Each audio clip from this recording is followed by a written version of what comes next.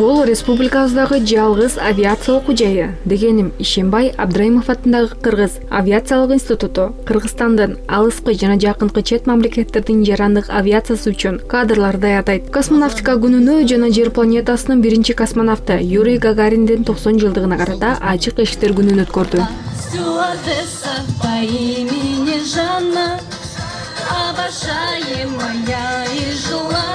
Биздин окуу жайга бүгүн Кыргызстандын бардык региондорунан мектеп бүтүрүүчүлөрү келип, ушул биздин окуу жайда даярдалып жаткан кесипчиликтер менен таанышып жатышат. Эми биздин окуу жай жөнүндө айта кетсек, быйыл биздин окуу жайга 50 жыл болду. Ушул 50 жылдын ичинде көптөгөн адистерди, жарандык авиациянын адистерин даярдап чыгардык. Болочок студенттер үчүн атайын даярдалган концерттик программа тартууланды. Музейлерге, лабораторияларга экскурсия жүргүзүлдү. Иш-чаранын алкагында мектеп окуучулары үчүн атайын көргөзмө уюштурулду. И когда в 2005 году проводили первое. 2005 жылы гармония орус маданий борборун уюштурдум. Анда ар кандай иш-чаралар жанын ичинде космоска арналган көргөзмөлөр өткөрүлдү. Биринчи көргөзмө 2006 жылы 8 стенд менен уюштурулган. Андан бери жыл сайын космостук жетишкендиктерге арналган космостук көргөзмөсүн өткөрүп келебиз.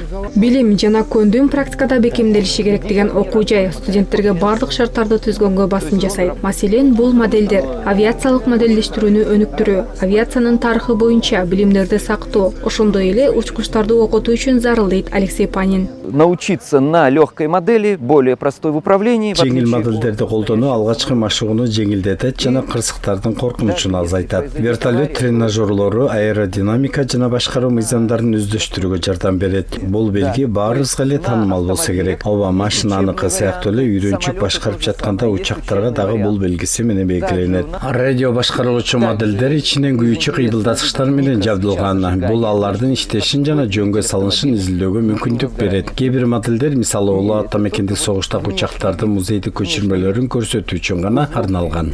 Студентам приехали с международной конференции. Гагариндин 90 жылдыгына арналган эл аралык конференцияга да катышып, 7 доклад менен чыктык. Студенттер менен илимий изилдөөлөр жүргүзөбүз. Бул аларга баштапкы тажрыйба болуп калат. Окуу жай мындан жарым кыл мурда СССРдин жарандык авиация министрлигинин буйругу менен 1973 жылы Фрунзе авиация техникалык училищеси болуп ачылган. Алгач ал жактан жарандык авиациядагы техника, учактарды оңдогон техниктер гана даярдалса, өлкө эгемендүүлүк алгандан кийин учкуч, диспетчерлер, борт коштоп жүрүүчүлөр, кошумча техникалык адистер окутулган. 1976 года сюда уже поступали 1976 жылдан тартып чет өлкөлүк студенттер келе баштады. Окуу жай жарандык авиациясы үчүн техниктер даярдап, бир нече өзгөчөлүктөргө ээ. Иван Серафимовичтин аркасы менен окуу жайдын аймагында зоопарк ачылып, аны курсанттар өзлөрү багышкан. Ошондой эле диний тарбия жана машыгууга өзгөчө көңүл бурулду. Элдер ойлойт, пилот менен стюардессалар окуйт деп.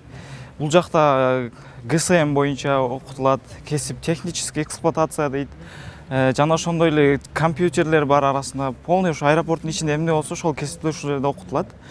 Жана ошондой эле улуттар боюнча айта кетсек, улуттар бизде өзбек, казак, кыргыз ушул улуттар жана орус мамлекеттен, Россиядан келип окушат. Жана ушундай эле өзүбүздө обмен студента деген бар. Егорьевский деген университеттер бар, көп Россияда мындай мисал алсак, ошол жактан обмен болуп окутулуп келишет. Например, технический эксплуатациядан ошол көп обмен болуп турат. Өткөн жылы өлкөбүз Кыргызстандын жарандык авиациясынын 90 жылдыгын, ал эми Кыргыз авиация институтунун 50 жылдыгын белгилеген. Окуу жай жарым кылымда 12 миңдей кесип эсин даярдаган. Назгүл Чороева, Абсамат Дойлосбеков, Кутмантан көрсөтүүсү.